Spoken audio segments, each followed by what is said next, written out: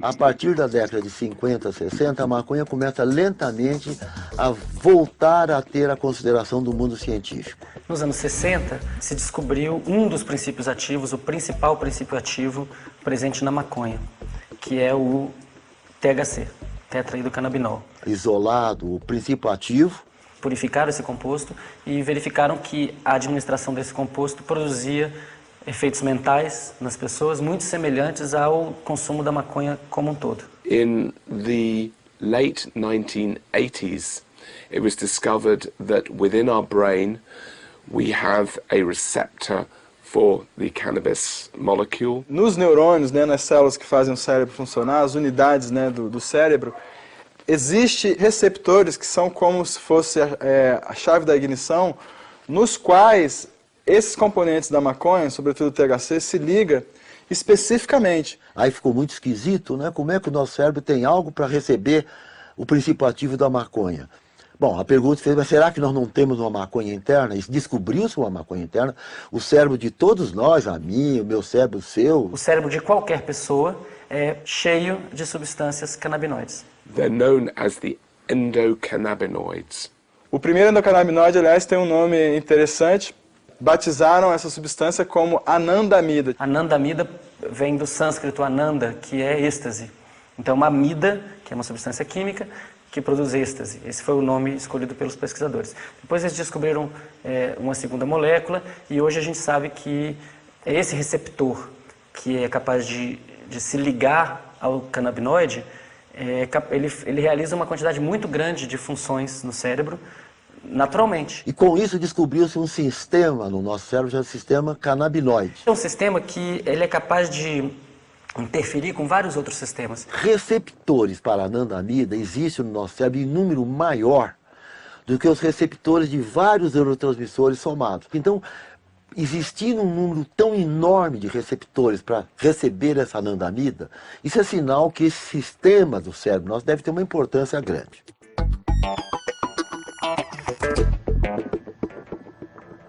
E de lá para cá, a pesquisa se intensificou demais e, na verdade, é talvez a fronteira mais estimulante e interessante da neurociência atualmente, porque se percebeu claramente que o sistema endocannabinoide é central na orquestração de adaptação do organismo a qualquer tipo de flutuação que possa tirar ele do centro ótimo de funcionamento. Quando o organismo estiver fora da normalidade, é um alvo que você pode pegar a substância semelhante ao canabinoide e usar ali para tentar trazer ele de volta para a normalidade. Hoje em dia está absolutamente bem demonstrado, não há razão a não ser ideológica para recusar-se à verdade de que a maconha tem efeitos terapêuticos plenamente provados. We know that cannabis has been used for 5,000 years as a medicine and has been used for a long time in the treatment of pain and a variety of other conditions. In the UK, the first group of patients that we've really studied the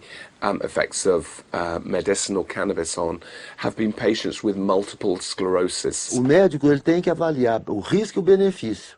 E a maconha tem benefícios de monta para superar os riscos para ter esse uso médico. Em primeiro lugar, quanto à náusea e vômito induzidos pela quimioterapia do câncer. O segundo uso, bastante aprovado também, sem sombra de dúvida, para 2 casos de inapetência, o contrário de ter fome, ausência de fome.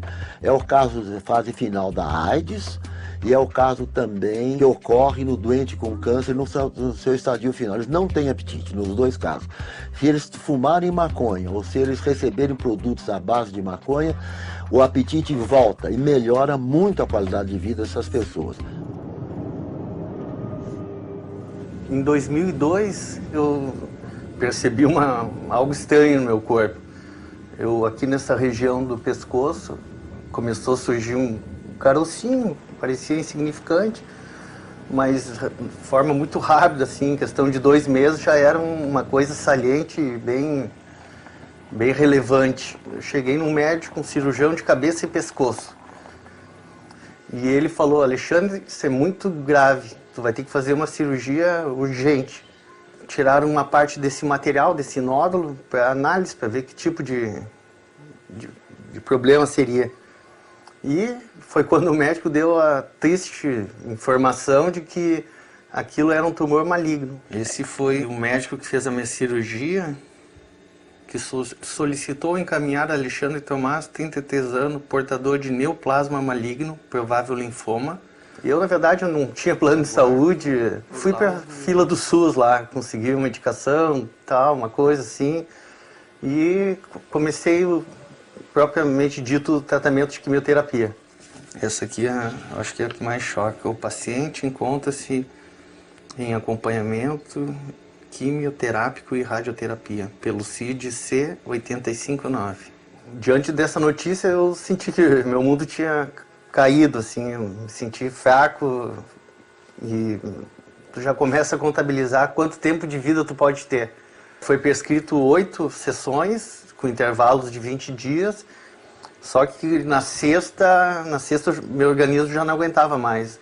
No momento que ela botava a agulha, eu já tinha uns baldes para vomitar e era um enjoo, era uma coisa terrível. E em determinado momento o médico, ele comentou que ele não poderia me receitar, mas ele comentou que se fosse em outros países do primeiro mundo, provavelmente os médicos recomendariam o uso da cannabis. E eu comecei a pesquisar, ver como é que era, relatos de outros pacientes, e até tomei a iniciativa de importar, comprar umas sementinhas da Holanda no site, e comecei a incluir na minha horta, minhas ervas medicinais, eu comecei a plantar também. Nessa horta aqui, de 10 canteiros, era esse pedacinho aqui, ó.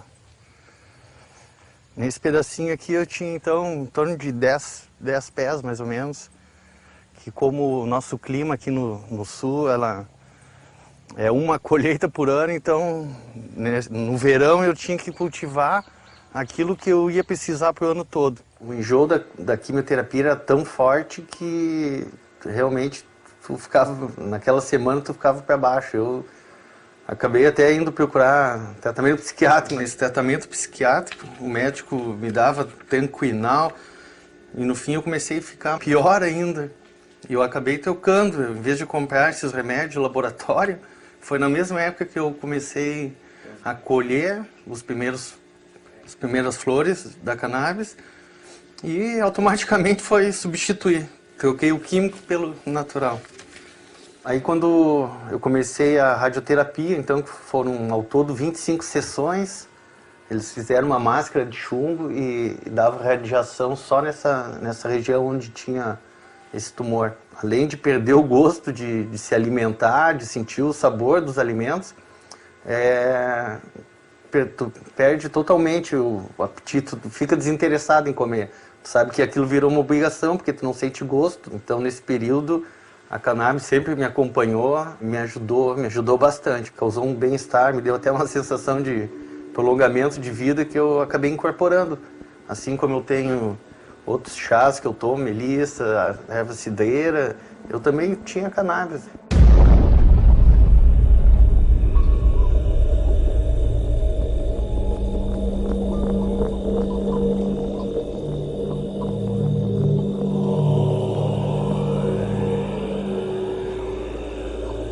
Comentou que se fosse em outros países do primeiro mundo, os médicos recomendariam o uso da cannabis. Os médicos recomendariam o uso da cannabis.